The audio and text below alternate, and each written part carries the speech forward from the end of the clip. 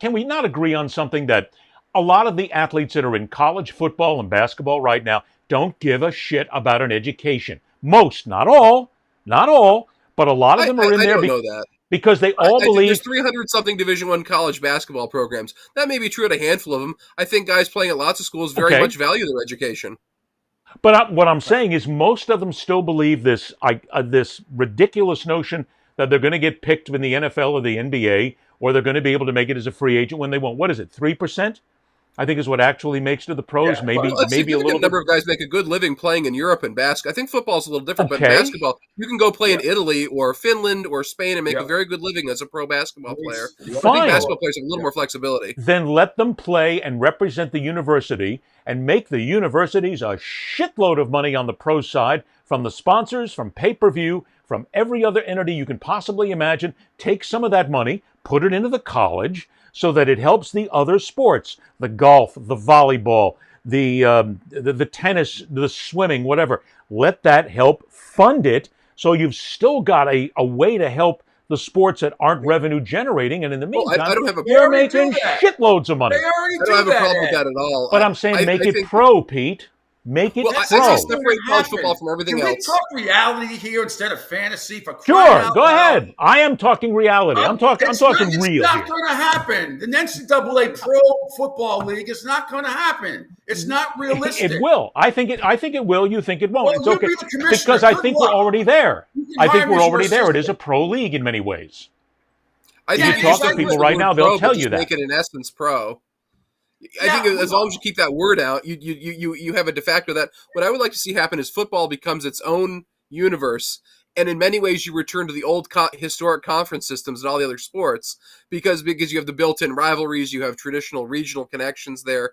If all of the other non-revenue Olympic type college sports were like that, I think that'd be great. I think having an ACC for all kinds of these minor college sports doesn't make a ton of sense. You have insane traveling for these sports that it certainly costs them a lot of money. I think having college football as a discrete national league essentially makes sense, and return everything else to the more 8 to 10 league conferences that have a genuine geographic sense. But we all, Ed, to your point, I mean, we all know the Power 5 conferences are basically AAA when it comes to football and basketball. We understand that. Yes. That's what it is. It's a AAA that without having minor leagues. You know, football, the NFL doesn't have a minor league system. The minor league system is the Power 5 conferences. Everybody knows that. Make them And pro. everybody knows there's been money going around for decades. Well, that's what now. I'm saying, Pete. It's now just already legal. pro. College football and basketball at those levels is already a pro league. There's nothing that separates it except this grandiose bullshit that says we're here to help the student athlete. No, you're not.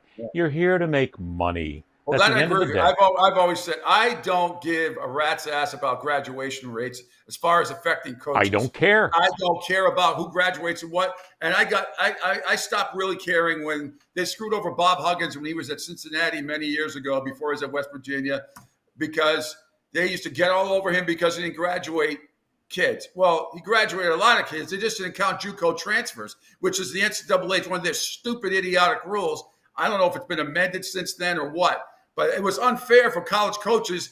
You know, Bobby Knight would have this tremendous track record of graduating players, and John Thompson and other college coaches. And we all know that most of the graduations, Pete, were all because somebody was basically doing the tests for them.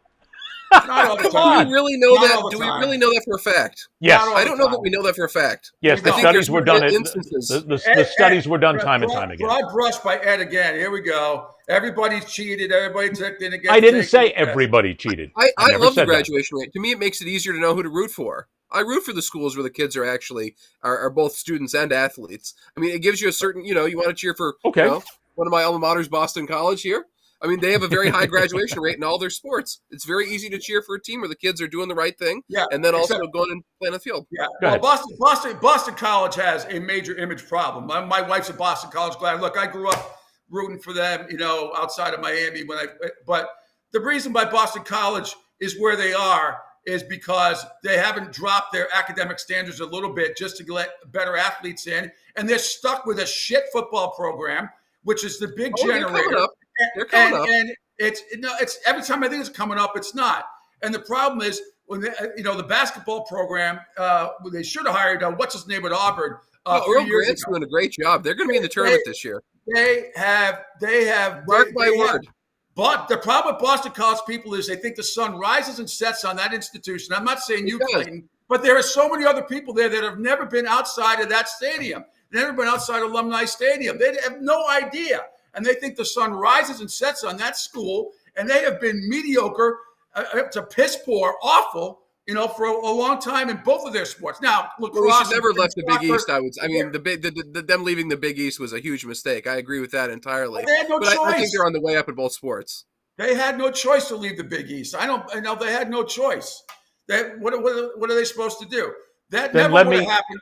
That never would have happened. I blame Joe Paterno for that because if Penn State had joined the Big East originally, he spurned them. That would have changed the whole dynamic of the Big East as far as football goes. And then they would have had, schools.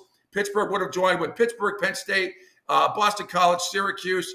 Miami would have been in there. I mean, it would have changed the whole dynamic. But we digress. Well, but let me throw this at you, Clayton, and let's take Boston College as an example. And Pete's right in so many ways, and I covered that program for a few years, so I know still many people there. You're an alum of Boston College. You want to see your basketball team, your football team, whatever it is, you want to see them win.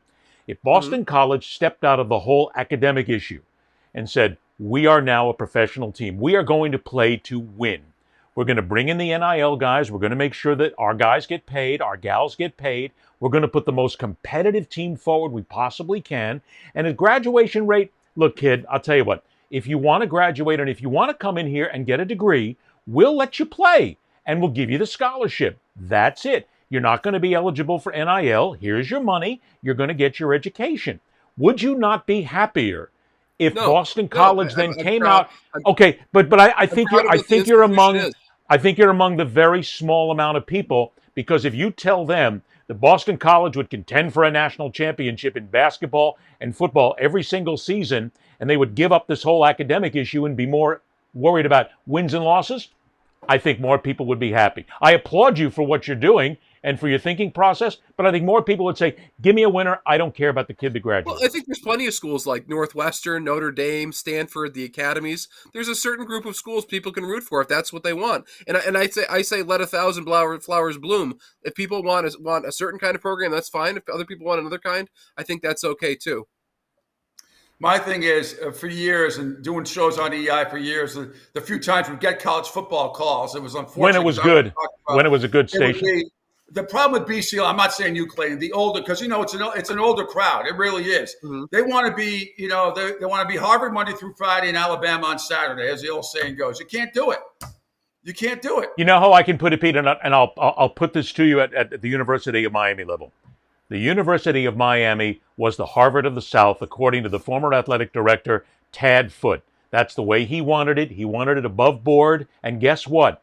Miami got better when the people underneath said, screw that shit, let's bring in Jimmy Johnson, let's bring in Howard Schnellenberger first, and let's worry about football and winning games.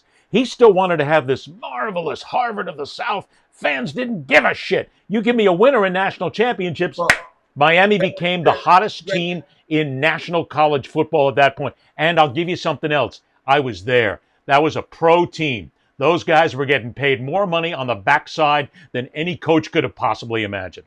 That was a pro team. I understand all that. They weren't the only ones. Ones. You're right. But they also maintain a high level of academia, which they still do. It's a private school. It's tough to get into the University of Miami. Athletes aside and stuff like that. That is that's a very high end academic institution. I'm not saying it's Harvard or Northwestern, but it's up there. It really is. And things were going on the same way in Michigan, Ohio State, UCLA, USC, Texas. I just bring it up because I was there. I saw it. Yeah. I saw money going from an agent to players. I saw the money transferring hands right in front of me. Rightly so. And so I know that was a professional franchise. And to be honest, Jimmy Johnson was very happy to do that because Jimmy wanted a professional team to win. That's what he wanted, and they gave it to him. Moving on. Let's talk now about professional. They beat other professional, quote-unquote, professional teams, too. They whipped their ass. Correct. They screwed out of one championship against Ohio State in a bullshit Clayton, call. There you go, Clayton. There's the unit. Pete, I give this to Pete. I love him. He's a fan, brother. when it comes to Miami, he'll love them every single day.